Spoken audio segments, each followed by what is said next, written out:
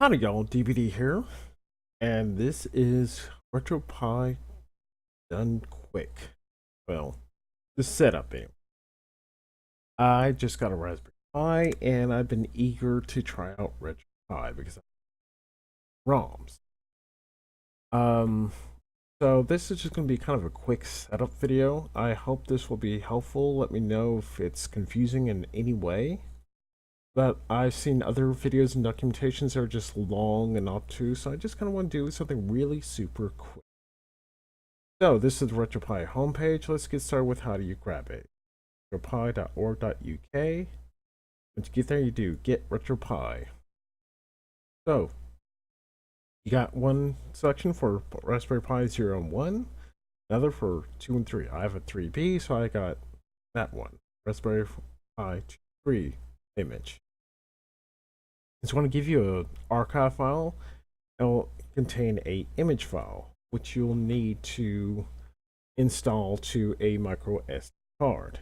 Now, I'll show you how to do that really quickly with a program called 132 Disk Imager. Now, this is for Windows. There are different programs out there for OS 10 and, well, Mac OS now, and the various distros of Linux.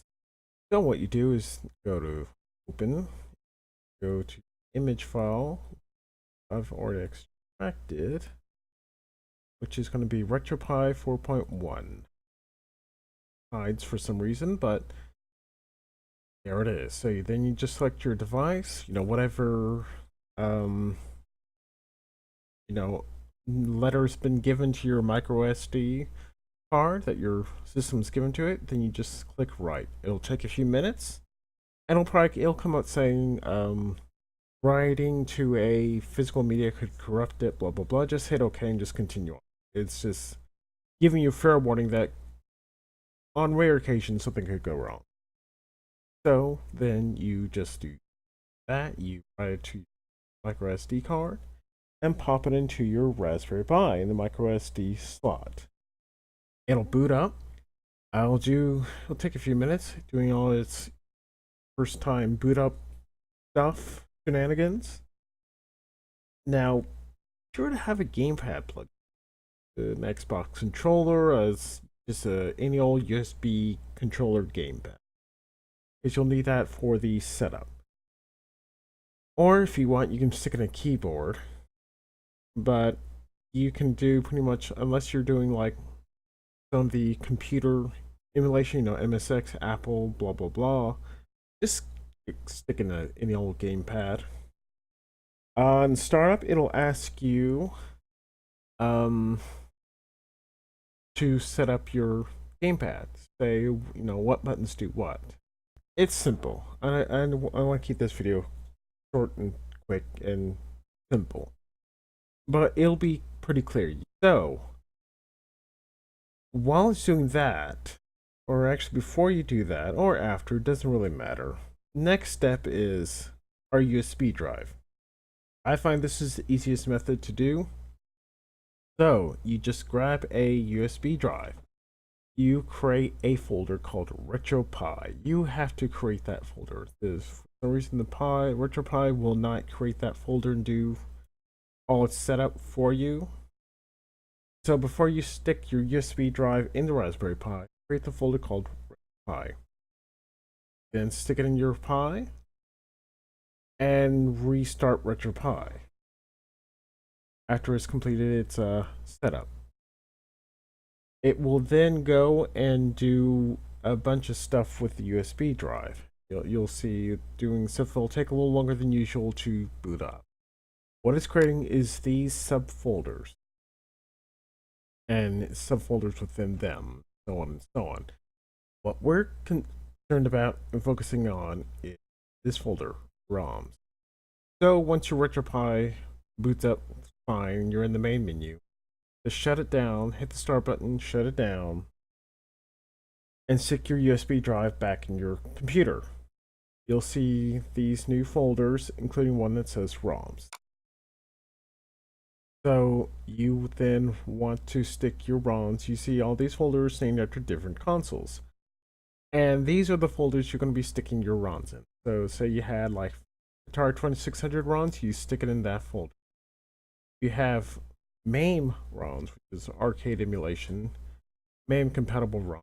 Stick them in one of these. Now, I've never messed with MAME, so you'd have to figure that out on your own. I'm afraid I can't help you with that, but I have some SNES ROMs. This is the right USB drive. I have two, as you can see over here, USB drives. I'm going to be using that one as my main, but that's not important. This drive was my test drive to get everything set up, so I put some SNES ROMs in here.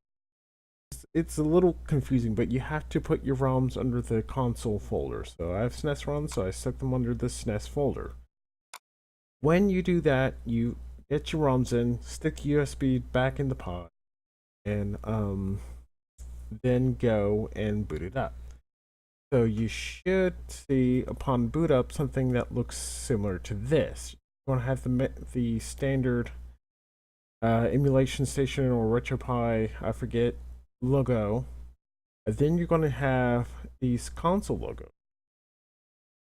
And as you can also see in this image, expand this. You can see down here at the very bottom, start is the menu, A, select, directional pad, choose. And so you go and you choose the console. It will come up with a list. Let me find it. Similar to this. Now this is gonna look a little different than this. I think this is a theme someone installed, but essentially this is what you'll see. You'll see a list of the ROMs you have installed that you stuck into that folder. You just hit A and you're good to go. And that's about it. Let me just quickly bring up, if I can quickly find it. I'll be right back.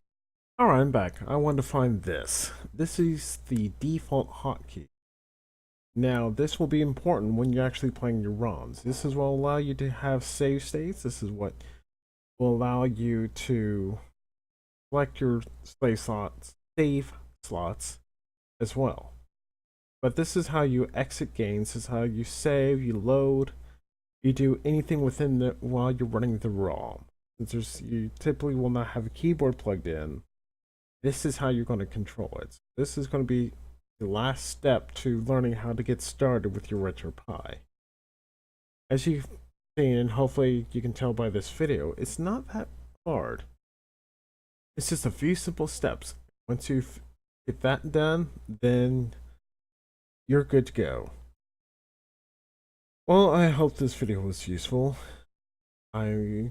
If there's any criticism or any questions you have, let me know. I just tried to do something that was really short and quick, hopefully short enough, to explain how to get started with the RetroPie. Something that wasn't a wall of text. But yeah, that's it for this video. I hope you enjoyed it, and I hope it was useful.